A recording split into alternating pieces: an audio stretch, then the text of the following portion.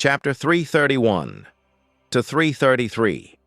Kakashi and Zabuza breathed hard, their bodies and clothes sporting multiple cuts that were thankfully not life-threatening or incapacitating. Facing off against Raiga was like fighting a bit downgraded version of Raikage, one that used swords to boot. It was definitely not a pleasant experience, and the only thing that saved Kakashi and Zabuza was their experience and teamwork. Despite that, the two looked as if they went through a blender. "Oi, Hatake, you still fine?" Zabuza worriedly asked between his slowly calming breaths. He was clearly in a better physical form than Kakashi, which was understandable since the copycat was mainly a ninjutsu-based fighter, while Zabuza was a swordsman with a big-ass heavy sword. "I can still go on. Just make sure you don't slow me down," Kakashi quipped while trying to refrain from wheezing. Unfortunately for Kakashi, he had to rely heavily on his Sharingan in this fight, and his chakra reserves were becoming quite low. Zabuza snorted at that. "As if! You are the one who is almost keeling over!" He rebuked in his mind, but played along and outwardly provocatively smirked. Zabuza knew Kakashi was just trying to hype himself up to keep going. "But should I just use—" Zabuza bitterly shook his head. "No, I can still go on. My pride won't allow me to just give up. This is why I trained so much. A chance to face down another swordsman who reached strength far beyond mine and push my own limits. I won't give up. Not yet." A new, determined fire was lit in Zabuza's eyes as he tightly gripped the Kubikiri Bocho. Zabuza felt powerless standing in front of Raiga. He could barely keep up with his speed by using all of his experience to predict where will the man strike next, and even then he was relegated into the ass-saving duty on the sidelines, while Kakashi took the brunt of the fight due to his spiny red eye of wonder that allowed him to somewhat keep up with Raiga. But Zabuza was used to this feeling of helplessness. He felt it every time the current Mizukage decided to have a go at her versus all Kiri swordsmen. Considering this usually happened whenever Ringo deemed a sword she created good enough to go against the famed Kiri swords, and that because of this, the former 7 swordsmen of the Mist were now unofficially 15 swordsmen of the Mist. Zabuza basically fought with his fellow swordsmen against someone who eclipsed their capabilities despite them working together and their opponent not even properly trying.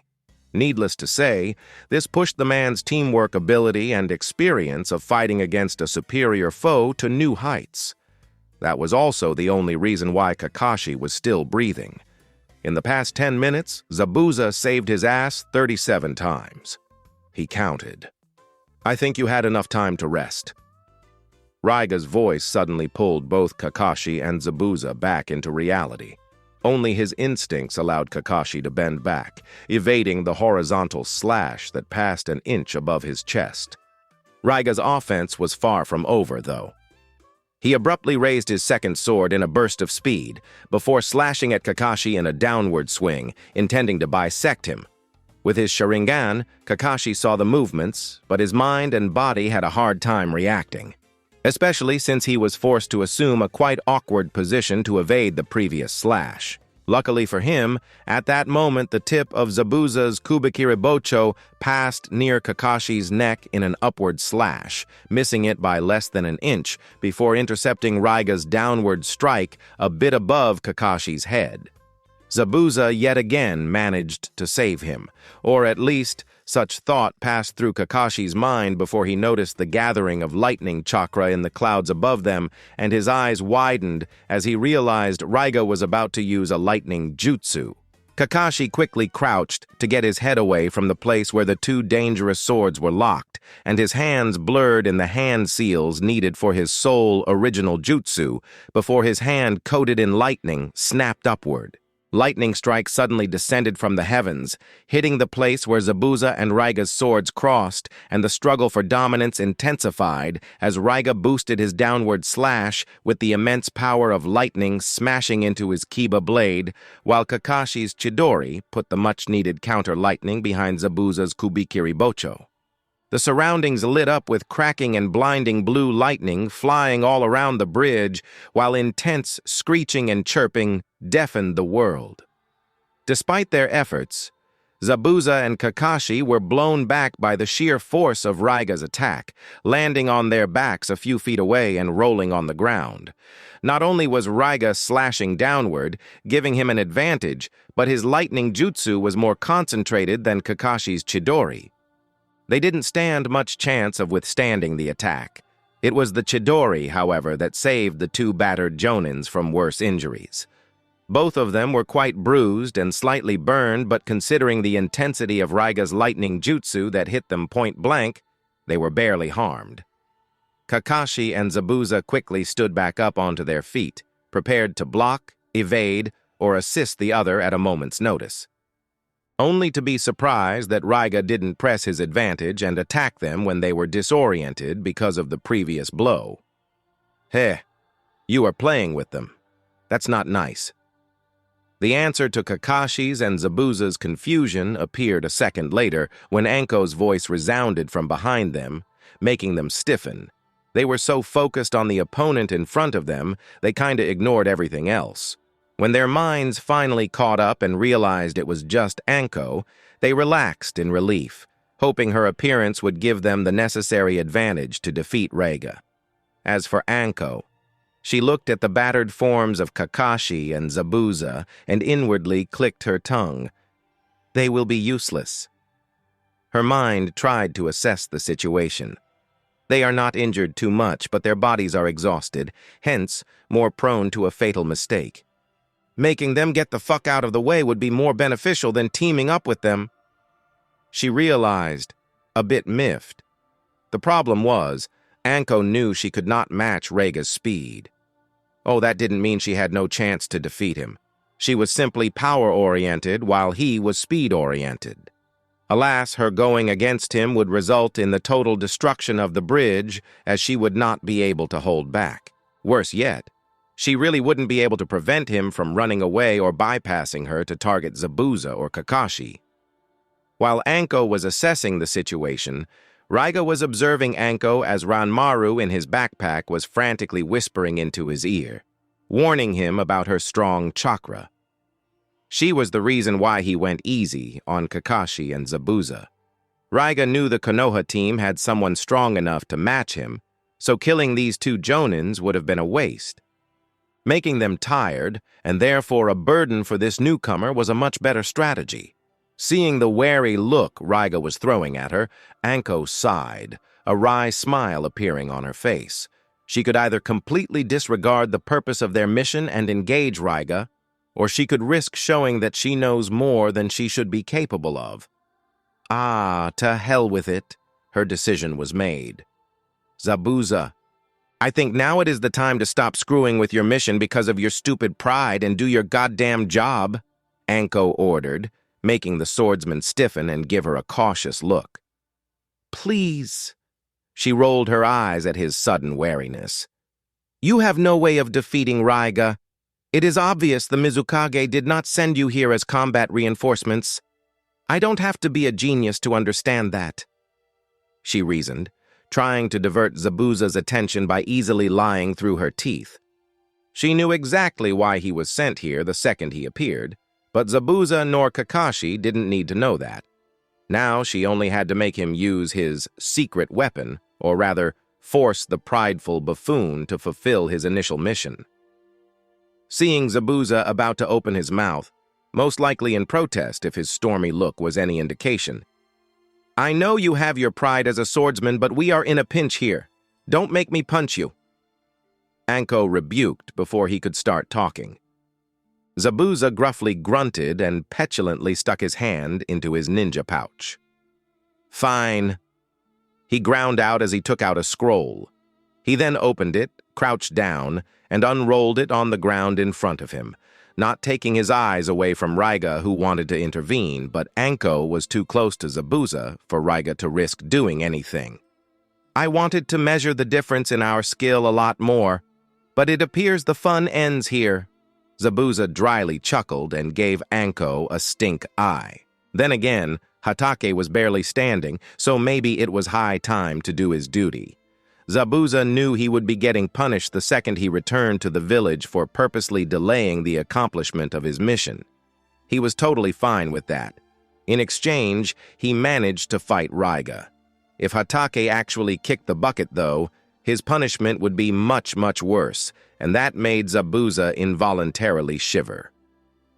Ah, well, this is no longer my responsibility.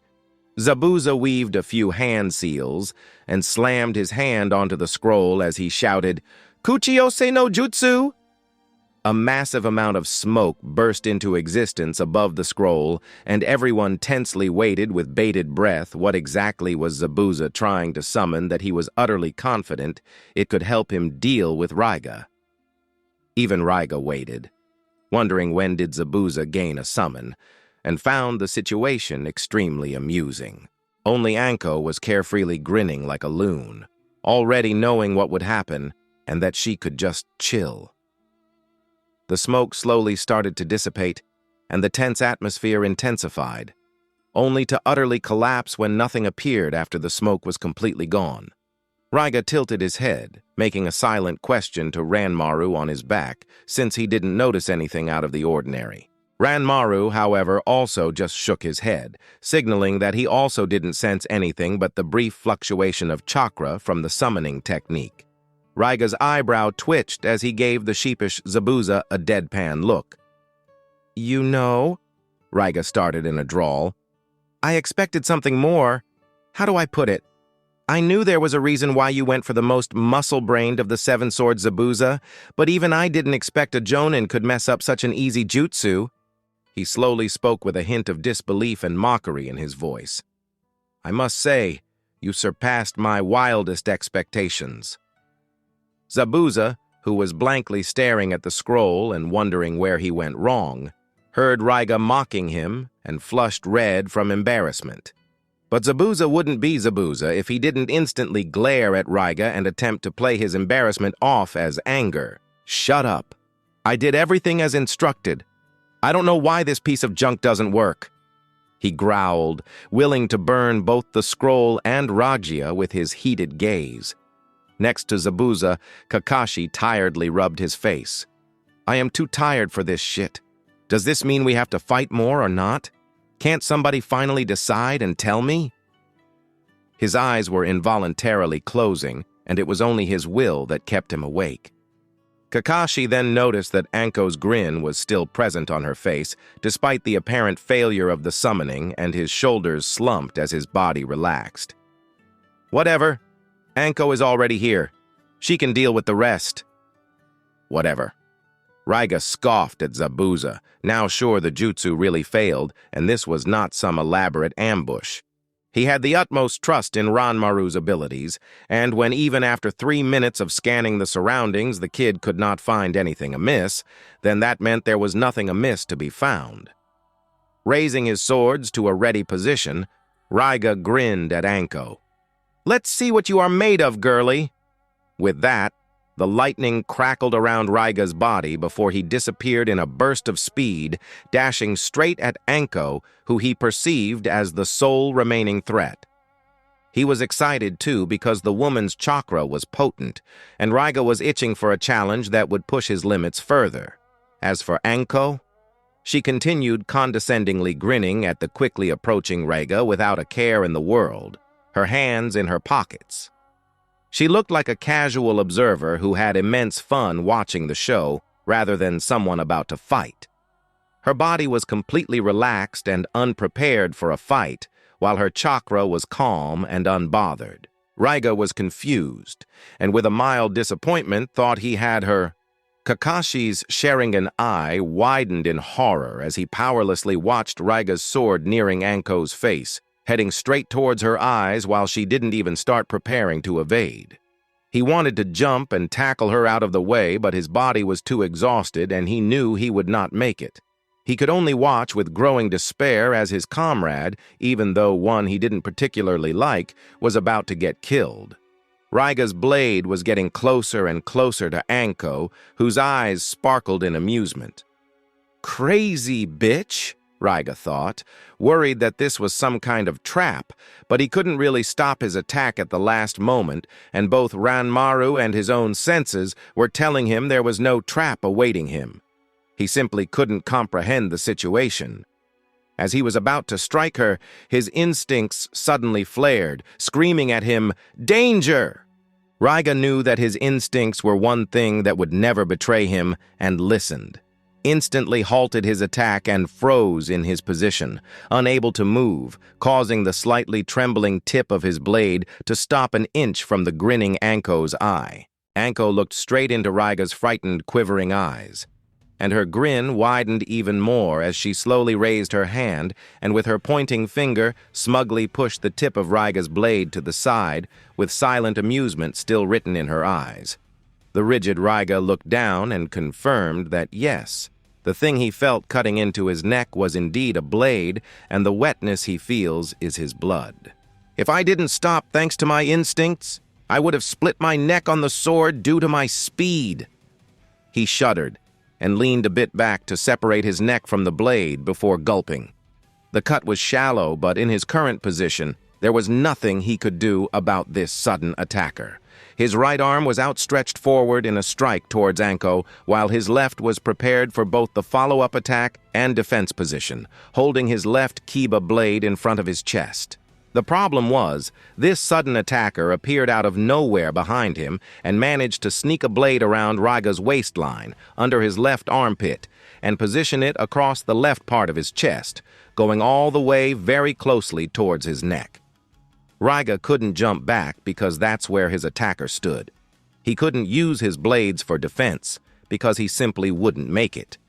He had a sword on his neck while his blades were nowhere near his body. He would be dead sooner than he could even start the pulling motion to return his blades closer to his body. The blade was going under his left armpit, which was the biggest obstacle. It would take some serious maneuvers to get his left arm out of this entanglement without having it cut off. This would not have been enough to mentally shake Raiga.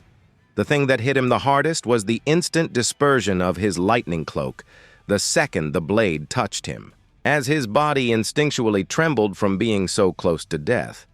Raiga idly wondered if the blade was some special anti-lightning tool created to counter the Raikage or something. He was beaten, and he knew it. He would not give up, though. If sacrificing his left arm was to be the cost for preserving his life, then so be it. Before he attempted his last-ditch effort, Raiga leaned his head to the side, trying to get a good look at the motherfucker who almost killed him. He couldn't see much with the corner of his eye, but he did notice blood-like crimson locks belonging to a woman of small stature, causing a chill to go down his spine. This was his worst nightmare. "The Mizukage?" Raiga mentally freaked out, and his breath hitched. Any plan to resist was instantly abolished in his mind. He knew there was no point. He would not make it. Even if he tried to sacrifice his left arm, he doubted Ringo would be unable to take his arm and then kill him before he blinked. Quite a lot of Raiga's discouragement came from his instinctual fear of Ringo caused by his fight against her when she attacked the 7 swordsmen of the mist during the Third Ninja War. He had no idea about her true power, but for Raiga, this was the one enemy he was too afraid to oppose. He could laugh in the face of S-ranked ninjas. He fended off the infamous bounty hunter Kakuzu, who thought he was hot shit, only to get a lightning slash going through the middle of his chest before running off like a bitch. To this day, Raiga had no idea what made Kakuzu so scared, nor how the dude survived having his heart and chest cleaved in half, but that didn't matter. Kakuzu never showed up again in front of him. Raiga showed middle finger to Itachi Uchiha when the boy came to recruit him for Akatsuki and managed to send him running with his tail tucked between his legs when Raiga's ability to fight with his eyes closed and his lightning cloak completely nullified the brat's illusions and Sharingan. He was not even afraid to face off against the Raikage, confident that his swordsmanship technique and admittedly slightly inferior speed when using his lightning release, full body activation could get him through the battle and give him a decent shot at winning against the brainless brute. But facing Ringo Ameyuri was different. Raiga subconsciously forfeited before he could even try to resist. That was the extent of his fear, of the trauma Ringo inflicted upon him during their last clash. How? He croaked out in dread as his heart wildly hammered in his chest. You should be more careful where you are standing, Reiga. Ringo's soft tone entered Reiga's ears, causing his fearful eyes to widen. Looking down, an abrupt realization hit Reiga, making him dizzy. The summoning scroll. I am standing right above the ending part of the unrolled scroll. That's why the Konoha bitch was so calm. She knew. Did you really think I would have given someone a way to forcefully summon me? Do you think I am really so stupid? Ringo amusedly asked. Even she was surprised at how stupid that question sounded when she said it out loud. As if I would have given away something that would enable others to ambush me at their leisure at any given moment, especially to someone as muscle-brained as Zabuza. She scoffed and rolled her eyes while Zabuza could just avert his eyes in embarrassment but couldn't really say anything in his defense, as he indeed tended to lose things he didn't care about. That was why he was never used as a messenger. Ever. Ringo discreetly looked around and saw the white-haired Jonin stare at the scroll as if he saw a ghost, probably thinking that Kirigakure redeveloped Hiraishin or something. With a heavy sigh, she decided to give a small explanation, despite her instincts screaming at her not to. After all, what kind of ninja screams his attack out loud and gives an explanation on how his secret skills work?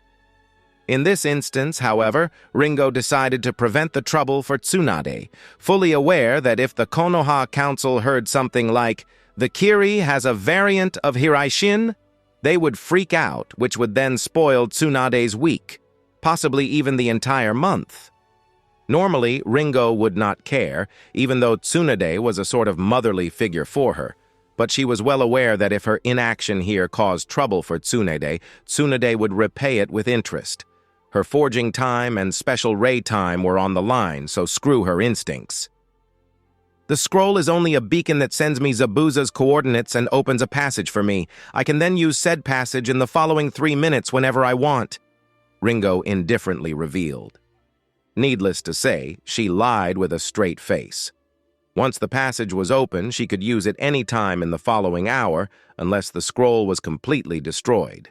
On top of that, quite a number of the seals on the scroll were actually a remote viewing function that lets her monitor what is happening around the scroll after it is activated.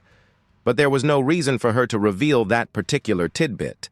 Ringo had to stop her urge to smile when the white-haired Jonin relaxed after hearing how the scroll worked. She also didn't miss how intently he listened to her explanation. No doubt he would be reporting it to his higher-ups the second he returned to his village. I will have to prepare my own counsel for some pesky complaints from these insignificant moaning bitches. Ringo inwardly groaned. Unfortunately, Tsunade and Pakura were concocting a little plan for their villages and dragged Kiri into it, so she now had to pay attention to diplomatic issues. Diplomacy. Such an unpleasant word. Well, let's see. I will have to instruct my council to say fuck you more politely than usual. That's one problem solved. Obviously, Ringo wouldn't pay much attention to the future complaints of the Konoha Council. Not even Tsunade, their very ruler, cared about their unceasing babbling. Why should Ringo be any different? Returning her attention to Reiga, who was still frozen stiff in front of her, Ringo had to admit she felt great, knowing her mere presence was the reason why this S-rank ninja was so tense and trembling in his boots. I shall make this extremely easy for you, Reiga. Either you surrender and become Kirigakure's wielder of Kiba blades under my command for the rest of your life, or this will be where you meet your end. Ringo dispassionately spoke in a monotone voice. She wasn't all that interested in Reiga. Having another S-rank ninja in her village would be nice, but she could always train others to reach this milestone. She didn't like Reiga much, and one more S-rank didn't matter in the grand scheme of things. The boy hiding in Raiga's backpack, however, was a different story altogether. His sensing prowess was incredible, and once his body is repaired, he would be very useful. Sadly, Reiga and Ranmaru came as a package deal. After hearing Ringo's offer, Reiga was silent for a moment. He was in disbelief that he even got an offer like that.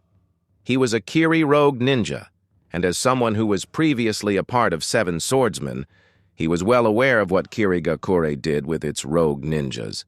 Forgiveness? That was never an option. Once you betrayed the village, you would be a traitor for the rest of your life. Why? Raiga cautiously asked. He didn't think this was some kind of cunning scheme. Ringo had him at her mercy, so there was no need to plot anything. Plus, the Ringo he knew didn't have enough attention span and patience to scheme anything. I thought you don't like me. Ringo snorted. I don't. When we first met, you were a massive prick and took away the Kiba blades from me. She deadpanned.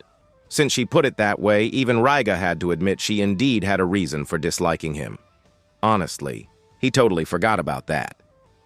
But at the same time, when I first became the Mizukage, I disliked 3/4 of my council. Ringo confessed. Alas, as time went on and we got to know each other better, things changed. I see. You found respect for each other. Raiga nodded, careful of the blade in front of his neck. That happened quite often in these situations. Councilmen usually didn't like each other, but they had to work together for the greater good of the village. Poor Raiga didn't know Ringo as well as he thought. No, now I hate only half of it. They, however, are well aware that Kirigakure is under my dictatorship. What I say goes, or else, if you have any problem being a good little peon, you are free to disagree, Raiga, Ringo said, and despite his back being turned to her, Raiga could almost swear she sported a menacing smile on her face. It made him shudder. He suddenly found Ringo's sword pressing a bit closer to his neck before hearing Ringo's words. Your answer? Raiga bitterly smiled. Die or serve. How Kirigakure-ish. The village has changed. My ass. Frankly, being a rogue ninja wasn't all it was cracked up to be. Sure, he was free to do what he wanted, but he lacked a place he could call home. He was always living in fear, and later on in annoyance, that a hunter ninja would discover him. He has been raised a Kirigakure ninja, and realized it only after he defected. One can say whatever about Kirigakure, but their indoctrination of kids was top-notch, if a bit brutal. That much Raiga had to admit. Even though he knew there was nothing but death awaiting him at home, he was still homesick. That feeling only intensified when he met and adopted Ranmaru. The kid grew on him, and he wanted to give him a proper home, but it was simply not to be. Raiga didn't have to think for a long time. Fine. I will go with you. He mumbled, his voice laced with dissatisfaction. He wasn't unhappy with the situation, though. This way, he will be able to give Ranmaru a proper home. Ringo knew he was not dissatisfied with his choice. He was more resentful that he was strong-armed into it in this manner. Well, she honestly didn't give a shit about his feelings. Pulling her sword away from Raiga's neck and taking a step back, Ringo released him from the deadly position. She wasn't afraid he would try to run or go back on his word. She was faster than him, and the guy clearly knew it. Good. Your answer was just in time, too. Ringo turned towards the end of the unfinished bridge, showing Raiga her unguarded back. We have uninvited guests. I am sure you can prove your loyalty by dealing with them. Raiga saw what she did there and inwardly cursed. This insane bitch testing me, isn't she? He then noticed thugs trying to sneakily gather on the end of the bridge and sighed, realizing what Ringo meant. And she wants me to kill my client. Great. Now even if I double-cross her and defect Kirigakure again, my rogue ninja reputation will be in tatters. Raiga sourly chuckled before inaudibly whispering, Well played, Ringo gave him a look that told him he was apparently not quiet enough. I mean Lady Mizukage, well played. He averted his gaze, getting a pitying look full of understanding from Zabuza.